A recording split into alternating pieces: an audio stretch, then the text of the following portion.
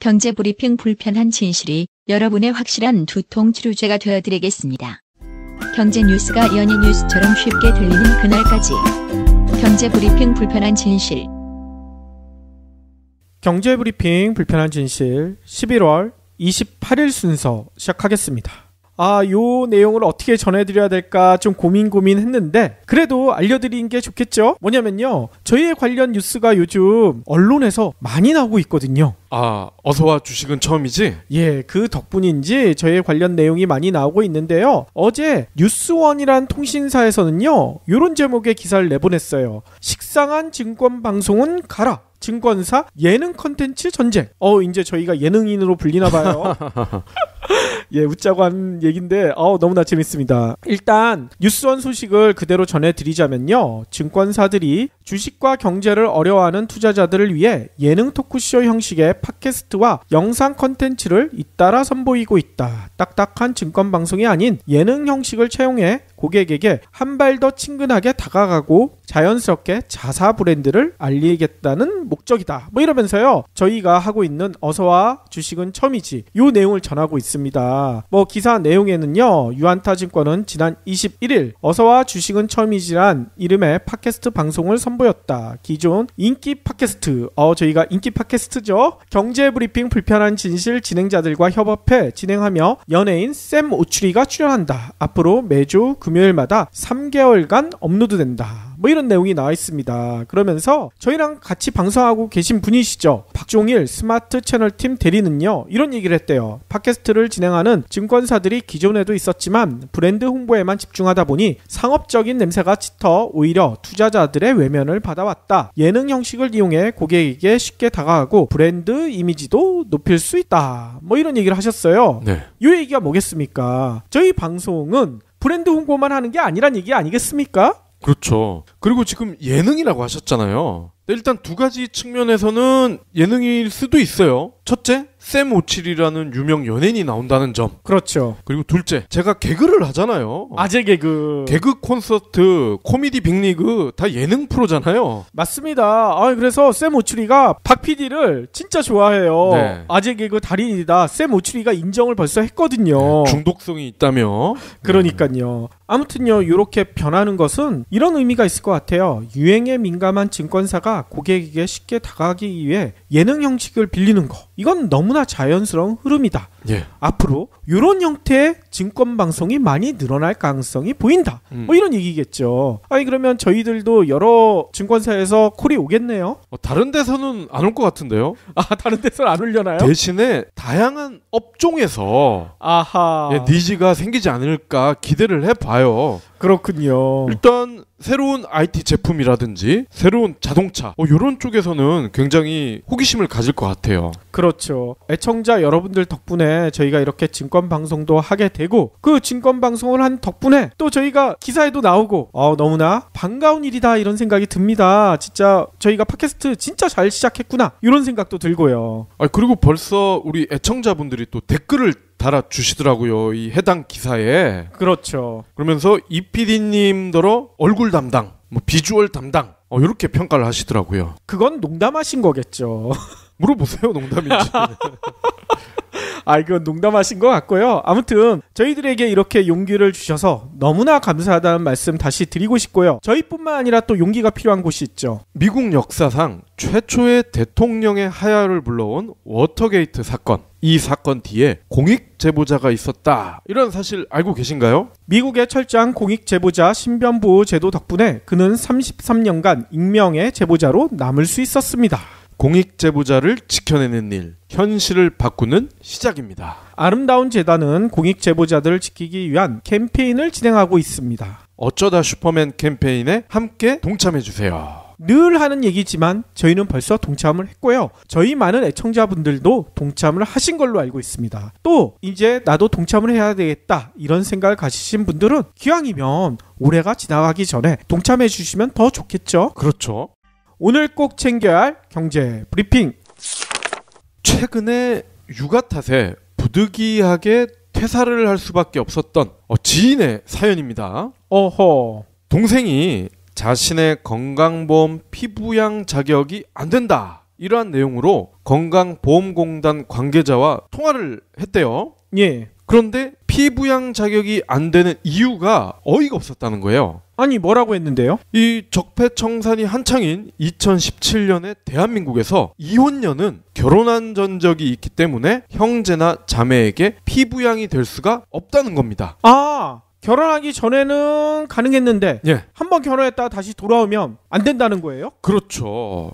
이게 말이 돼? 네, 이 피부양이라는 게 한문이니까 좀 이해가 안 된다 이런 분들을 위해서 설명을 드리면요, 그런 거죠. 아빠가 직장에 다니면, 그렇죠, 자식들은 저절로 그 건강보험 혜택을 받을 수가 있는 거죠. 그렇죠. 그런 경우에 이 자식들은 피부양 가족이라는 표현을 쓰는 겁니다. 그렇죠. 부양을 당한다. 뭐 이런 뜻이잖아요. 그렇습니다. 그런데 형제 자매 같은 경우도 만약에 형제 자매가 법적으로 인정할 수 있는 그런 근로소득 수준이 적합한 경우에는 형제 자매인 경우에도 피부양을 할 수가 있다는 건데, 문제는 이혼을 한 경우에는 이게 전혀 해당 사항이 없다는 거죠. 어허. 놀라운 사실은요, 형제 자매가 결혼한 적이 없으면 나이를 불문한다는 겁니다. 결혼을 한 번도 하지 않았으면 내 형제 자매, 뭐 오빠나 형이나 이런 분들이 환갑이 넘어도 상관이 없다는 거야. 아, 근데 결혼을 한 번이라도 하면 그렇죠. 안 된다는 거잖아요. 결혼을 한 번이라도 하면 10대든 20대든 아무 소용이 없다는 거예요. 이건 한마디로 역차별일 수도 있겠군요. 아, 그렇습니다. 보통 형제 자매를 자신의 건강보험에 피부양을 한다. 이유가 뭐겠습니까? 물론 일부 강남의 졸부들은 한 명이 회사 다니면 그 밑으로 10명 이상이 들어가고 이런 경우도 있지만, 이런 사람들은 아주 드물다고 저는 믿고요. 보통은 형제 자매가 직업이 없거나 직업이 있어도 소득이 너무 열악하거나 이런 경우에 피부양을 하게 되는 거죠. 그렇죠.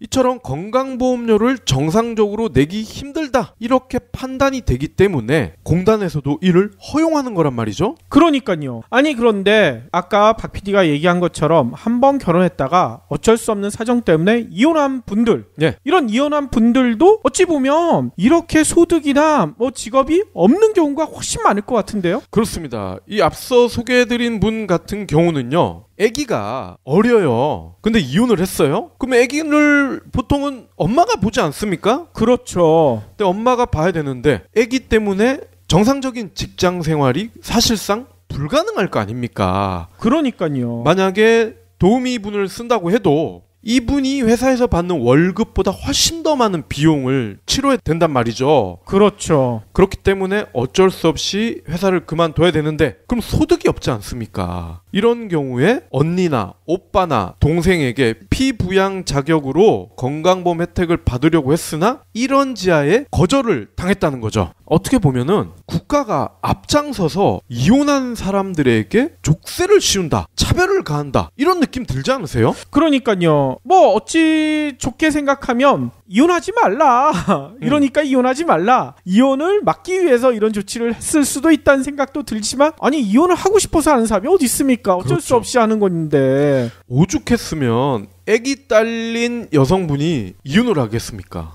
그쵸? 물론 공단 측은 이렇게 설명을 합니다. 결혼을 한번 했다는 건 어느 정도 경제력이 있다는 것으로 해석이 된다.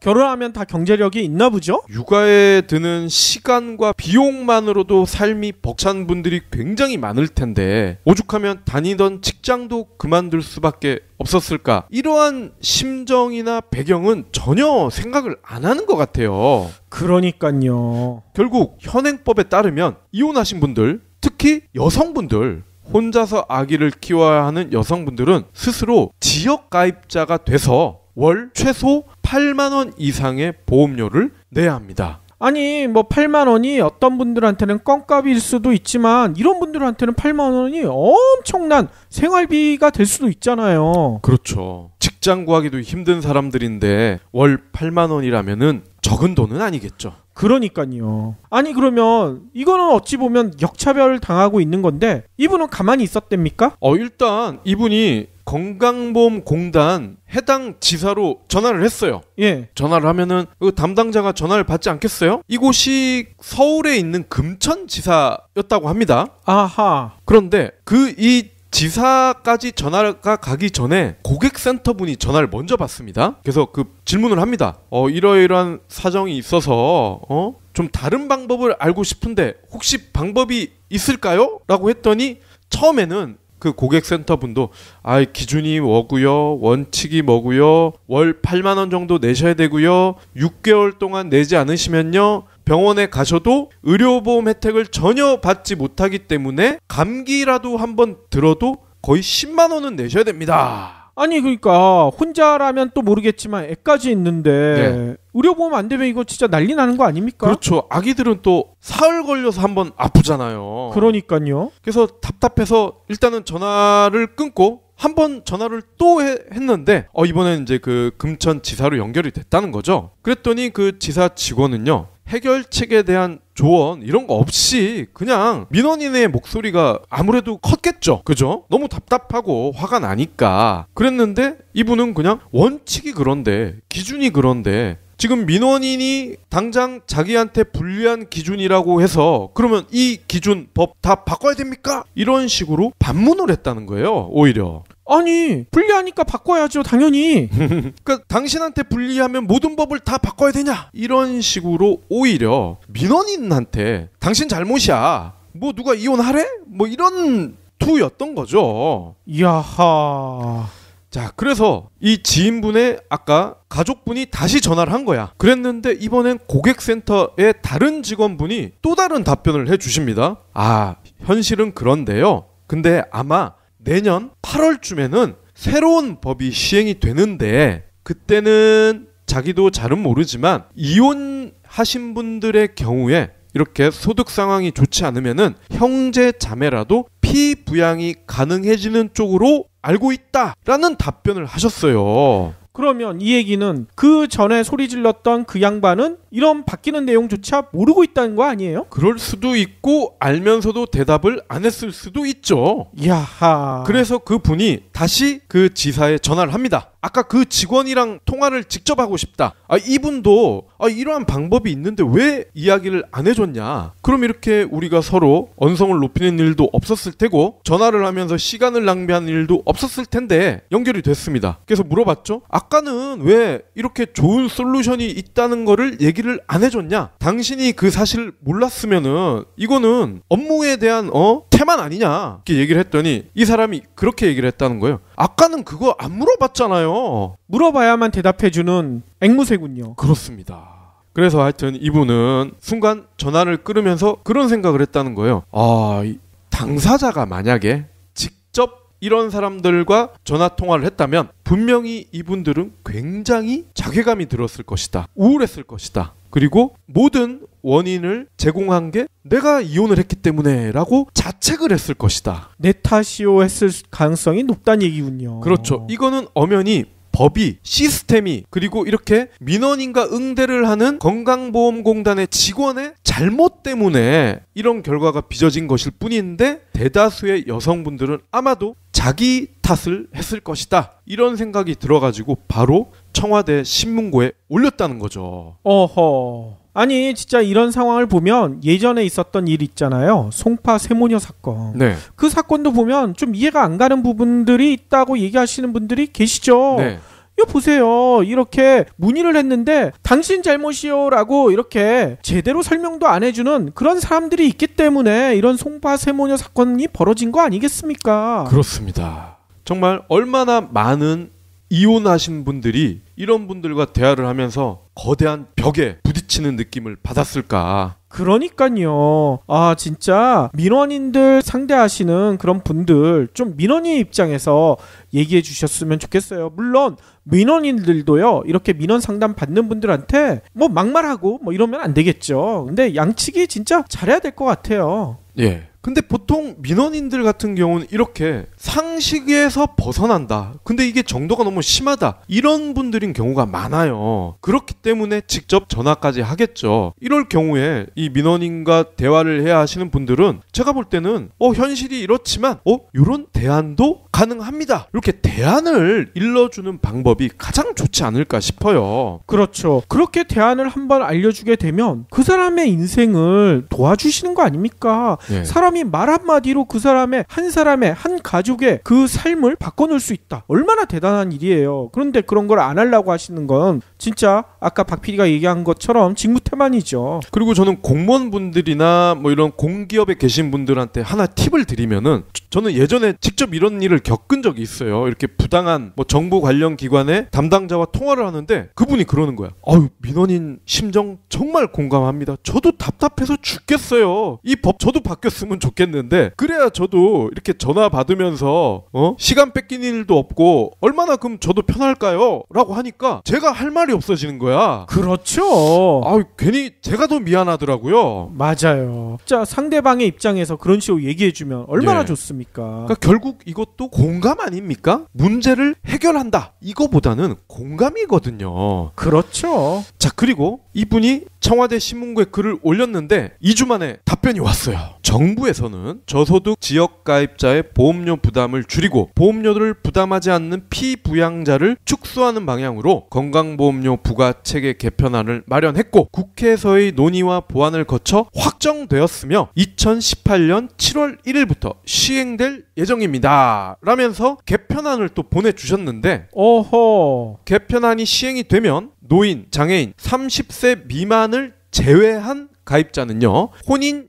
여부에 관계없이 형제 자매의 피부양자에서 제외가 된다. 그러니까 법이 더 강화가 됐죠. 예. 하지만 이혼 또는 사별한 경우에 미혼인 경우와 마찬가지로 소득, 재산, 연령 등 일정 요건에 해당하면 피부양 자격을 취득할 수 있습니다. 아하. 그러니까 다행히 저희가 앞서 소개해드린 분 같은 경우에는 그때도 만약에 소득이 없다, 이런 경우에는 형제 자매의 도움을 받을 수가 있게 됐다는 거죠.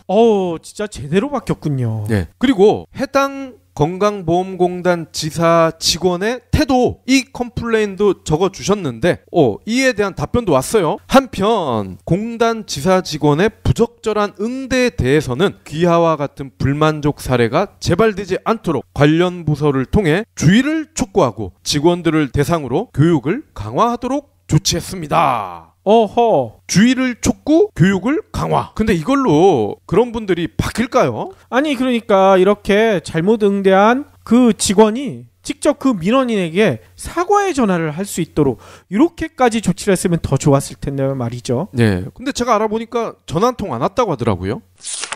최근에 상조에 가입하면 뭘 준다, 이런 광고가 상당히 많죠. 맞아요. 제가 롯데마트 가니까 100만 원짜리 TV가 거의 공짜야. 그러니까요. 단 조건이 땡땡땡 상조 가입, 그거예요. 그렇죠. 그런데 최근에 이런 일이 있었대요. 한 분은요, 2015년 6월 상조 상품에 가입하면 김치 냉장고를 사은품으로 준다. 이 방금 박 PD가 얘기한 것처럼 홈쇼핑을 통해 가지고 이거를 가입을 했대요. 그래서 매달 39,800원 자동이체로 납부했다고 합니다. 근데 문제가 생겨가지고 이 해당 업체한테 이 계약 해지해 주세요, 이렇게 신청을 했대요. 그런데 해당 업체에서 뭐라고 했냐면, 월 납입금 39,800원 중 34,250원은 상조에 들어가는 돈이 아니라 냉장고 할부금이었대요. 그리고 5,500원이 상조에 들어가는 월 납입금이었다는 거예요. 한마디로 배보다 배꼽이 더 컸던 거야. 보통 이거를 반대로 알고 있을 것 같아요. 그러니까요. 그래서 해지는 가능하대요. 근데 냉장고 할부에 대해서는 잔여 기간이 지금 16개월이나 남았으니까 나머지 할부금 다 내라, 이렇게 요구했다고 합니다.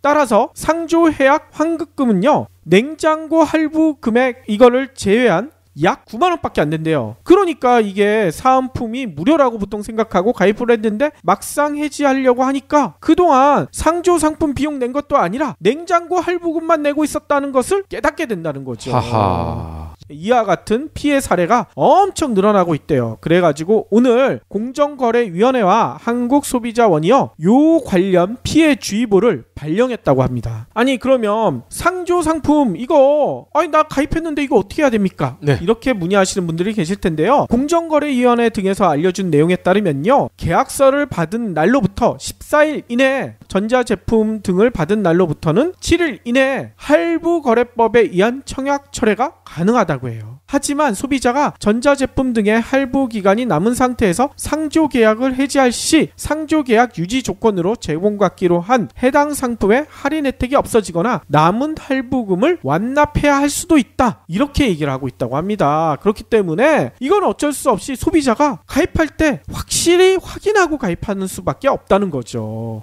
어쩐지 가전제품 살 때 너무 많이 빼준다 했어. 그러니까요. 이게 문제가 뭐냐면요. 여러분들도 상식적으로 생각해 보세요. 상조도 공짜로 운영하는 데가 아닐 텐데 왜 김치냉장고 또 박 PD가 얘기했던 TV 이런 걸 공짜로 껴주겠습니까? 세상에 공짜가 없습니다. 이 진리를 소비자들이 망각하면 이런 피해를 당할 수가 있다는 거죠. 아, 근데 이렇게 소비자를 어떻게 보면 현혹하는 거 아니에요. 이런 기업들이 더 나빠 사실. 그렇죠. 그렇기 때문에 뭐 공정거래위원회에서는 소비자 피해 주의보만 발령 내릴 게 아니라 이것도 공정거래법에 의해서 이게 문제가 있는지 이런 과장 광고하지 못하도록 조치를 해야 되지 않을까 이런 생각도 들거든요. 상조 회사 브랜드 그리고 이런 전자 양판점 이름을 명확히 제시를 해야 될 것 같아요. 그러니까요. 그래서 저는 이런 생각이 듭니다. 여러분들 휴대폰 가입할 때 예전에는 그냥 막 가입하다가 요즘은 할부 원금 이거 반드시 확인하잖아요. 그렇죠. 상조 가입할 때도 뭐 이렇게 뭐 냉장고를 껴준다던가 뭐 요즘은 그 안마기 껴주는 데들도 많더라고요. 네. 그런 거랑 할부 원금이랑 반드시 한번 확인해 보시길 권해드리겠습니다. 이 할부 원금이 아까처럼 배보다 배꼽이 더 클 수가 있어요. 다음 소식입니다. 딸기 우유, 초코 우유, 바나나 우유. 이 PD님 좋아하시나요? 아 저는 그냥 흰 우유가 더 좋아요.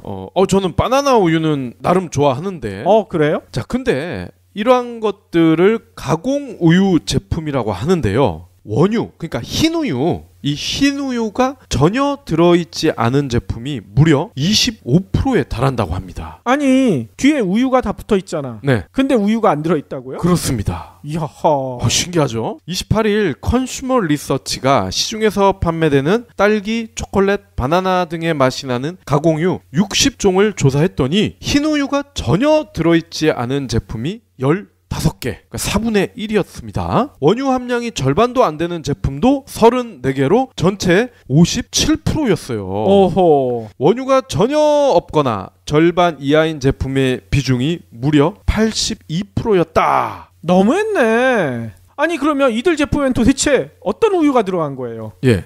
환원유, 환원 저지방 우유, 혼합 탈지 분유, 유크림 이런 게 들어간대요. 아니 이게 도대체 뭡니까? 환원유는요 탈지 분유에 물을 섞어서 만든다고 합니다. 아이고. 그러니까 엄밀히 말하면 흰 우유가 들어가지 않은 땡땡땡 우유 이런 것들은 유가공 음료수라는 거죠. 아하. 그럼 어떤 제품이냐? 조사 대상은요 롯데마트와 같은 대형마트 그리고 GS25, CU, 세븐일레븐과 같은 편의점에서 팔고 있는 우유 또는 밀크라는 이름이 들어간 자체 브랜드 가공유 28종 그리고 우유 제조사 제품 32종이었는데 메일유업이 만든 GS25 PB 제품 중에 신선한 스누피 초코 우유 그리고 동원 F&B의 더 진한 바나나 담은 바나나 우유 여기에는요 흰 우유가 전혀 들어가지 않았습니다. 아니 더 진하다며. 환원유가 더 진하다는 거죠. 아. 그 탈지 분유에 물른 거. 야하. 그리고 세븐일레븐 PB 중에서 동원 F&B의 딸기 우유, 초코 우유, 바나나 우유도 원유가 아닌 환원유로 만들어졌고요. 여기에는 대부분 탈지 분유, 유크림 이런 게 들어가 있었다는 거죠. 그러면 대형 마트에서 파는 것도 마찬가지겠군요. 그렇습니다. 프로밀에서 만든 생과즙 블루베리 우유, 동원 F&B의 밀크 팩토리 코코아, 덴마크 딸기 우유, 그리고 서울우유 딸기 초콜릿 등에도 원유가 전혀 없었다고 하네요. 아니 근데 저는 좀 이상한 게 분명히 뒤에 우유란 말이 다 빼놓지 않고 넣어놨잖아. 네. 그러면 일반적으로 이 우유가 들어가 있을 거라고 생각을 했는데 이 우유가 안 들어가 있으면 이 우유자를 빼야 되는 거 아니에요? 그렇죠. 그게 상식이죠. 그런데 저희가 3년 동안 해오면서 매번 느끼는 거 있잖아요. 법은 항상 기업 편이다. 어허. 원유가 들어있지 않은 가공유라 할지라도요. 현행법상 우유로 표기하는 게 전혀 문제가 없다는 겁니다. 그래요? 그러니까 가공유도 우유다. 법은 이렇게 포괄적으로 해석을 해준다는 거죠. 어허.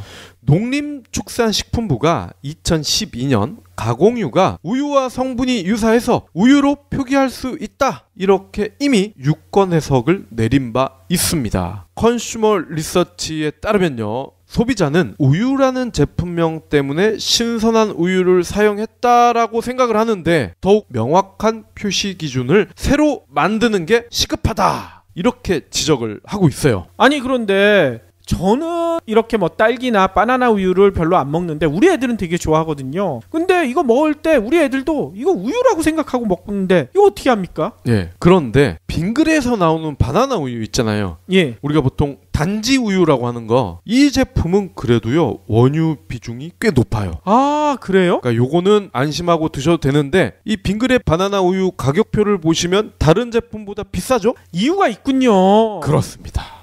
저희가 앞에서 좀 복잡한 얘기를 했으니까요, 마지막으로는요 제 페이스북 친구가 보내주신 아주 감동적인 글로 마무리를 할까 합니다. 제목이 이렇게 돼 있어요. 부주의한 말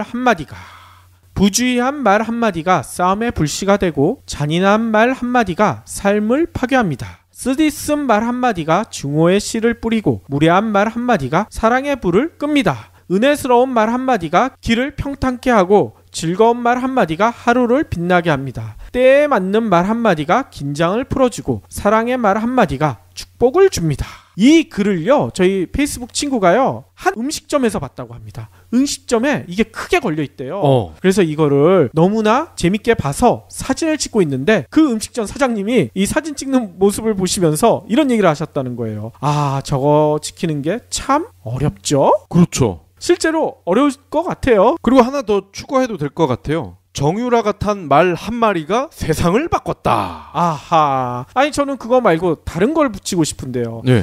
박 PD의 아재 개그 한마디가 애청자들의 웃음을 줍니다. 웃음을 주면 다행인데요, 가끔 추위를 줄 수가 있다는 단점이 있죠. 그러면 더울 때만 하시면 되죠. 여름철에만.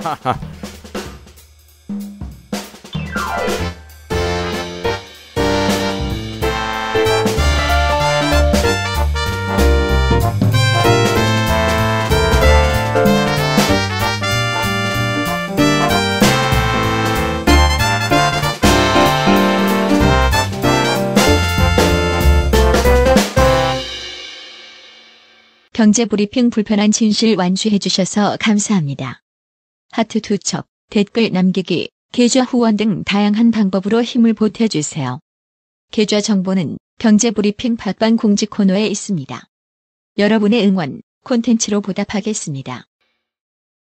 들이 기존에도 있었지만 브랜드 홍보에만 집중하다 보니 상업적인 냄새가 짙어 오히려 투자자들의 외면을 받아왔다. 예능 형식을 이용해 고객에게 쉽게 다가가고 브랜드 이미지도 높일 수 있다. 뭐 이런 얘기를 하셨어요. 네. 이 얘기가 뭐겠습니까? 저희 방송은 브랜드 홍보만 하는 게 아니란 얘기 아니겠습니까? 그렇죠. 그리고 지금 예능이라고 하셨잖아요. 일단 두 가지 측면에서는 예능일 수도 있어요. 첫째, 샘 오칠이라는 유명 연예인이 나온다는 점. 그렇죠. 그리고 둘째, 제가 개그를 하잖아요. 아재 개그. 개그 콘서트, 코미디 빅리그 다 예능 프로잖아요. 맞습니다. 그래서 샘 오추리가 박 PD를 진짜 좋아해요. 네. 아재 개그 달인이다. 샘 오추리가 인정을 벌써 했거든요. 네, 중독성이 있다며. 그러니까요. 아무튼요, 이렇게 변하는 것은 이런 의미가 있을 것 같아요. 유행에 민감한 증권사가 고객에게 쉽게 다가가기 위해 예능 형식을 빌리는 거, 이건 너무나 자연스러운 흐름이다. 예. 앞으로 이런 형태의 증권 방송이 많이 늘어날 가능성이 보인다. 뭐 이런 얘기겠죠. 아니 그러면 저희들도 여러 증권사에서 콜이 오겠네요.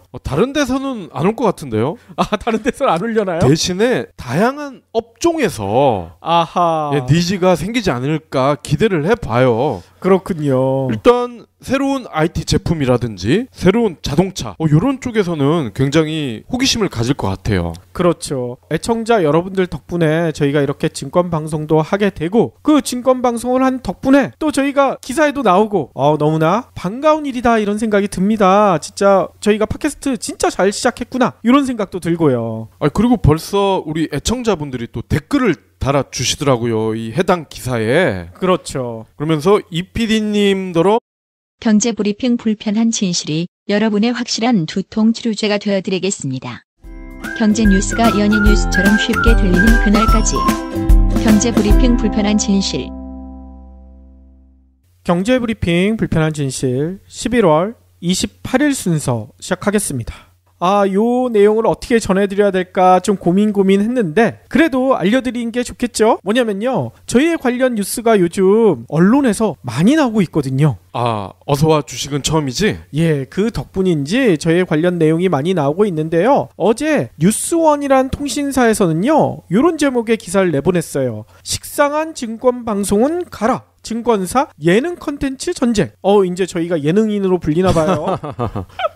예, 웃자고 한 얘기인데 너무나 재밌습니다. 일단 뉴스원 소식을 그대로 전해드리자면요, 증권사들이 주식과 경제를 어려워하는 투자자들을 위해 예능 토크쇼 형식의 팟캐스트와 영상 컨텐츠를 잇따라 선보이고 있다. 딱딱한 증권 방송이 아닌 예능 형식을 채용해 고객에게 한 발 더 친근하게 다가가고 자연스럽게 자사 브랜드를 알리겠다는 목적이다. 이러면서요, 저희가 하고 있는 어서와 주식은 처음이지 요 내용을 전하고 있습니다. 기사 내용에는요, 유안타증권은 지난 21일 어서와 주식은 처음이지란 이름의 팟캐스트 방송을 선보였다. 기존 인기 팟캐스트, 저희가 인기 팟캐스트죠. 경제브리핑 불편한 진실 진행자들과 협업해 진행하며 연예인 샘 오추리가 출연한다. 앞으로 매주 금요일마다 3개월간 업로드된다. 이런 내용이 나와 있습니다. 그러면서 저희랑 같이 방송하고 계신 분이시죠, 박종일 스마트 채널팀 대리는요, 이런 얘기를 했대요. 팟캐스트를 진행하는 증권사, 이게 말이 돼? 네, 이 피부양이라는 게 한문이니까 좀 이해가 안 된다, 이런 분들을 위해서 설명을 드리면요, 그런 거죠. 아빠가 직장에 다니면, 그렇죠, 자식들은 저절로 그 건강보험 혜택을 받을 수가 있는 거죠. 그렇죠. 그런 경우에 이 자식들은 피부양 가족이라는 표현을 쓰는 겁니다. 그렇죠. 부양을 당한다, 이런 뜻이잖아요. 그렇습니다. 그런데 형제 자매 같은 경우도, 만약에 형제 자매가 법적으로 인정할 수 있는 그런 근로소득 수준이 적합한 경우에는 형제 자매인 경우에도 피부양을 할 수가 있다는 건데, 문제는 이혼을 한 경우에는 이게 전혀 해당 사항이 없다는 거죠. 놀라운 사실은요, 형제 자매가 결혼한 적이 없으면 나이를 불문한다는 겁니다. 결혼을 한 번도 하지 않았으면 내 형제 자매, 오빠나 형이나 이런 분들이 환갑이 넘어도 상관이 없다는 거야. 근데 결혼을 한 번이라도 하면? 그렇죠. 안 된다는 거잖아요. 결혼을 한 번이라도 하면 10대든 20대든 아무 소용이 없다는 거예요. 이건 한마디로 역차별일 수도 있겠군요. 그렇습니다. 보통 형제 자매를 자신의 건강보험에 피부양을 한다. 이유가 뭐겠습니까? 물론 일부 강남의 졸부들은 한 명이 회사 다니면 그 밑으로 10명 이상이 들어가고 이런 경우도 있지만, 이런 사람들은 아주 드물다고 저는 믿고요. 보통은 형제 자매가 직업이 없거나 직업이 있어도 소득이 너무 열악하거나 이런 경우에 피부양을 하게 되는 거죠. 그렇죠. 이처럼 건강보험료를 정상적으로 내기 힘들다, 이렇게 판단이 되기 때문에 공단에서도 이를 허용하는 거란 말이죠. 그러니까요.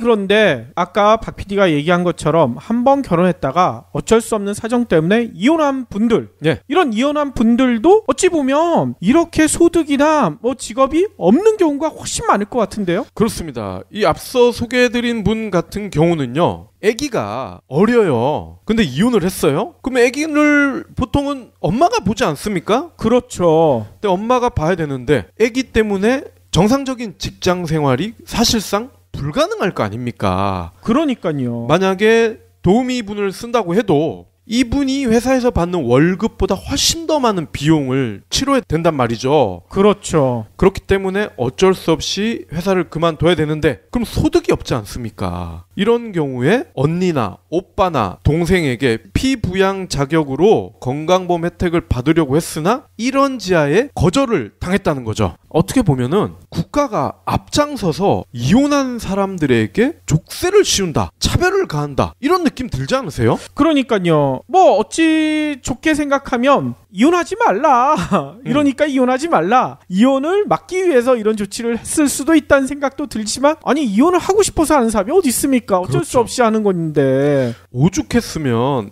아기 딸린 여성분이 이혼을 하겠습니까? 그쵸? 물론 공단 측은 이렇게 설명을 합니다. 결혼을 한번 했다는 건 어느 정도 경제력이 있다는 것으로 해석이 된다. 결혼하면 다 경제력이 있나 보죠? 육아에 드는 시간과 비용만으로도 삶이 벅찬 분들이 굉장히 많을 텐데 오죽하면 다니던 직장도 그만둘 수밖에 없었을까? 이러한 심정이나 배경은 전혀 생각을 안 하는 것 같아요. 그러니까 얼굴 담당, 비주얼 담당 이렇게 평가를 하시더라고요. 그건 농담하신 거겠죠. 물어보세요, 농담인지. 이건 농담하신 것 같고요. 아무튼 저희들에게 이렇게 용기를 주셔서 너무나 감사하다는 말씀 다시 드리고 싶고요. 저희뿐만 아니라 또 용기가 필요한 곳이 있죠. 미국 역사상 최초의 대통령의 하야를 불러온 워터게이트 사건. 이 사건 뒤에 공익 제보자가 있었다. 이런 사실 알고 계신가요? 미국의 철저한 공익 제보자 신변보호 제도 덕분에 그는 33년간 익명의 제보자로 남을 수 있었습니다. 공익 제보자를 지켜내는 일, 현실을 바꾸는 시작입니다. 아름다운 재단은 공익 제보자들을 지키기 위한 캠페인을 진행하고 있습니다. 어쩌다 슈퍼맨 캠페인에 함께 동참해주세요. 늘 하는 얘기지만 저희는 벌써 동참을 했고요. 저희 많은 애청자분들도 동참을 하신 걸로 알고 있습니다. 또 이제 나도 동참을 해야 되겠다 이런 생각을 가지신 분들은 기왕이면 올해가 지나가기 전에 동참해 주시면 더 좋겠죠. 그렇죠. 오늘 꼭 챙겨야 할 경제 브리핑. 최근에 육아 탓에 부득이하게 퇴사를 할 수밖에 없었던 지인의 사연입니다. 동생이 자신의 건강보험 피부양 자격이 안 된다. 이러한 내용으로 건강보험공단 관계자와 통화를 했대요. 예. 그런데 피부양 자격이 안 되는 이유가 어이가 없었다는 거예요. 아니 뭐라고 했는데요? 이 적폐청산이 한창인 2017년에 대한민국에서 이혼녀는 결혼한 전적이 있기 때문에 형제나 자매에게 피부양이 될 수가 없다는 겁니다. 결혼하기 전에는 가능했는데 예. 한번 결혼했다가 다시 돌아오면 안 된다는 거예요? 그렇죠.